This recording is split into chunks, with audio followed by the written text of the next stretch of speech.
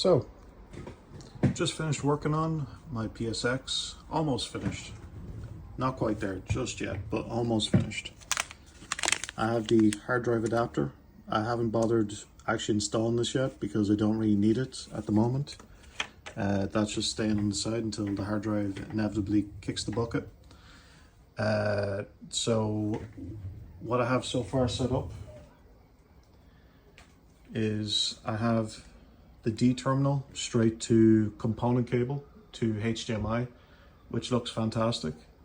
The only thing that I have an issue with at the moment is the XBM menu not showing up over component, because I believe it's switching to another resolution that isn't supported by my television, I believe. This is just me making an assumption, but when I turn on the PSX, which I have completed the power supply mod, which allows me to run this directly off a 240 volt power supply, which is fantastic. It means I have nothing to really do with step down converters or anything like that. It just plugs directly into the wall now on a 12 volt 10 amp plug. And this is the PSX booting up. So we get the menu. As you can see, it's quite clear over component, but once this loads, something happens with the handshake. I just can't get the live menu to run over a component cable. So it disappears, and that's all she wrote. So I have tried different things, like trying to unplug cables, replug, try to just to get it to sync, but there's something about the resolution on that menu that stops me from using component cable. But if I plug this composite yellow into this right here SCART converter that I have set up to HDMI, you'll see all of a sudden the menu's back, because I'm using, yeah, it doesn't look as nice. It is composite at the end of the day, but it does work. So for some reason D terminal doesn't work. I have actually converted all this into English, which is very handy. So it's all in English, and we do have the McBoot with a few save games on that. I will pick up a white one in the future, but that'll do for the moment. I got rid of the static by tuning in by line, and that just got rid of the static every time I turn it on. It doesn't just blow out my eardrums, so that's fixed some of my problems on that. We do have a dead burner laser on this, so some games work, some games don't. If I go to my PS2 library for Japanese games, they do load. So pick up my Chrono Cross that I picked up in Japan back in the day. Eject whatever game's in there at the moment. Up there. So this game should load up. All my PS1 games that are Japanese will load up no problem. And I also have my 8-bit DO controller connected wirelessly. So connected to the 8-bit DO PS2 adapter on the back. So I can press circle, load that up, and I can play this game without any issues. It will eventually load.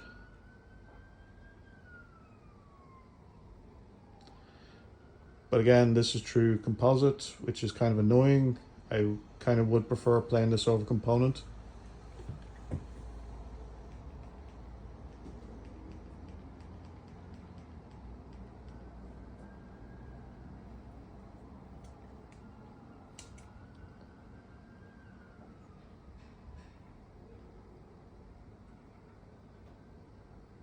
There we go. So that works perfectly over composite through the XBMC or XBM OS. And when I want to go back, that obviously works perfectly fine as well. And we go back to the menu.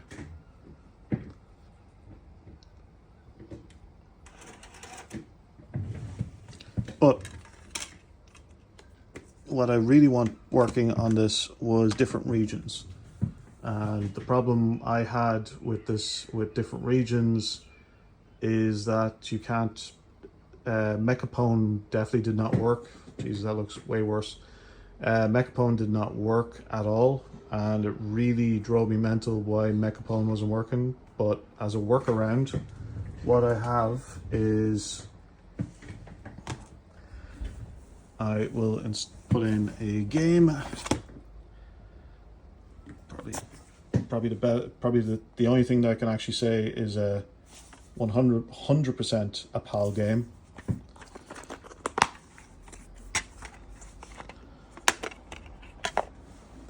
And as you know, it won't load through the XBMC.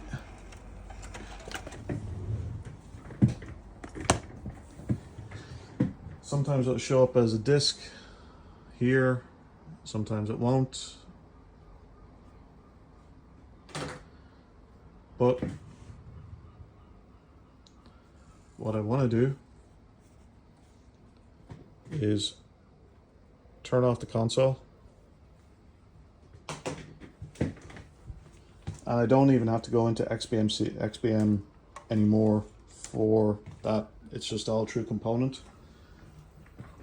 So when I want to actually play my games, I turn on the console, hold R1 on the remote, turn that off. There we go. So we're now in the loader, the PlayStation launcher. I have R3 set up as the button to go and load any disk. This will load NTSC. I've tested with American, PAL, and obviously Japanese games, and they all boot first go.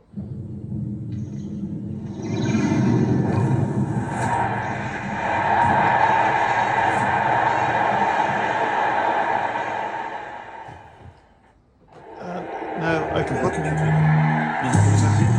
controller down, or put the remote down, and I can play this.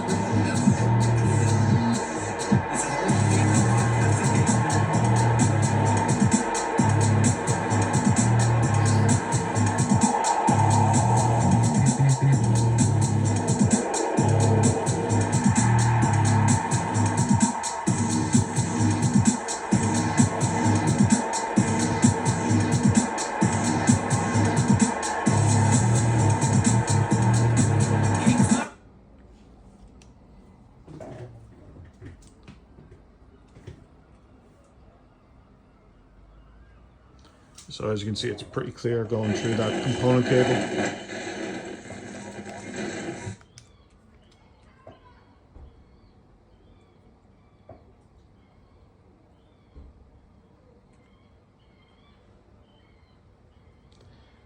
The only thing about using component to HDMI is these big borders around the display. I can only say that's probably a limitation to the resolution for the 7100. It does only have terminal D1 support. We'll go with Oskelga. And Neil. Okay, Tom. Go there. Yep.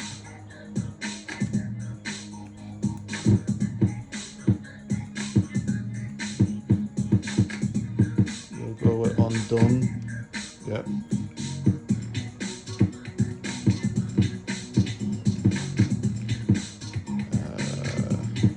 Band. Sure. Fáilte clear. Yeah. Yeah.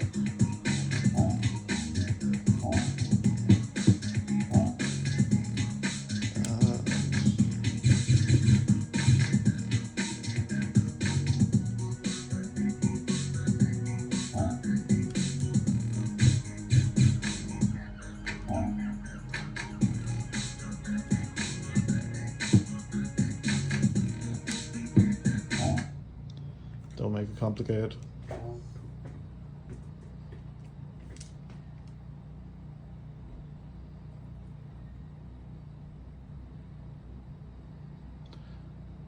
I know most people won't even know what that says.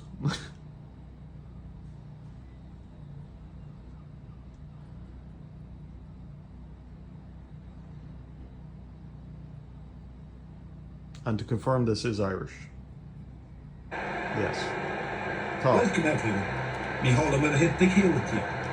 Today's game from Belfast. Today's contest between Down and Dublin. The weather shouldn't play a part in today's clash. A decent crowd here today.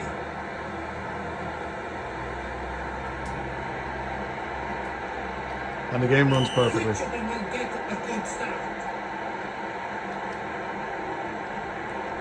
Midfield. Fists it away.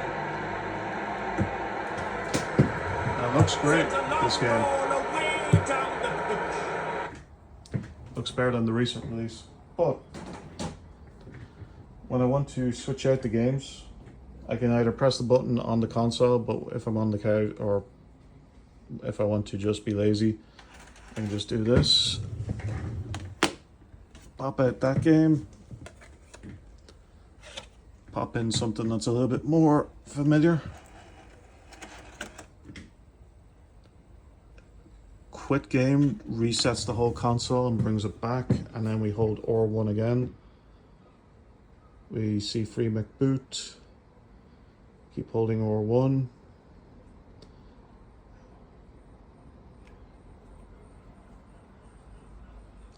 And what we should see up the top is PS2 DVD. It says stop disk, but usually when you change out the disk, it'll load the disk up. And I've set up PS2 disk as R3, just instead of going through the whole file system, to just press that button. And that loads up any game that you can think of. As far as I've tested so far. There is some weirdness with the Jack and Dexter, with one of the Jack and Dexter games, where it defaults to Japanese, even though it's a PAL game. So there's a little bit of weirdness depending on the game. It'll kind of default to Japanese, or it will change the language, but it's still a PAL game and it still runs. So the videos where people are talking and stuff like that are still in English. So take of that as you will. But the component cable from the PSX is better than any connection I've ever gotten. I have a PS2 Fat. Even though with the big borders, it just looks fantastic.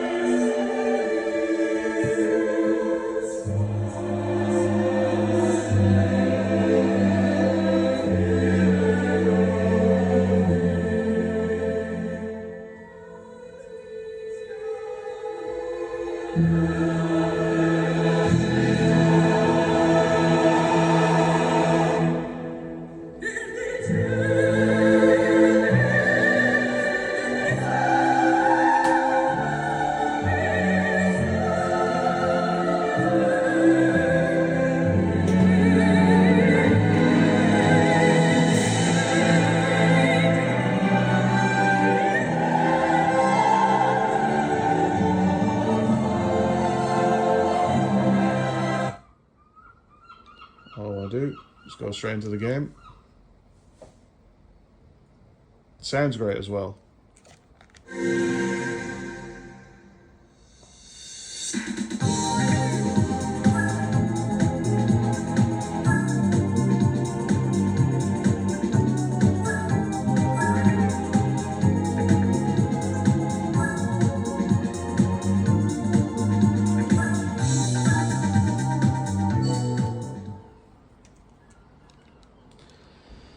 So, wireless controller. You can also use I'd be meaning to pick up a white PS4 controller, but this does the job for the moment. I do really like using this 8BitDo controller, the Pro 2. But it does the job for what I need to do for this, and it's pretty comfortable as well.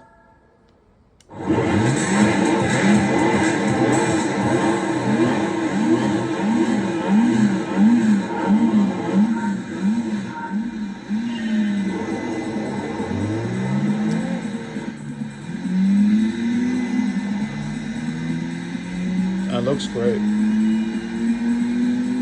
So it does. Even through the camera, it looks great. If I had better claw on this, I would be able to play it a bit better. But yeah, there's no input lag from the 8BitDo.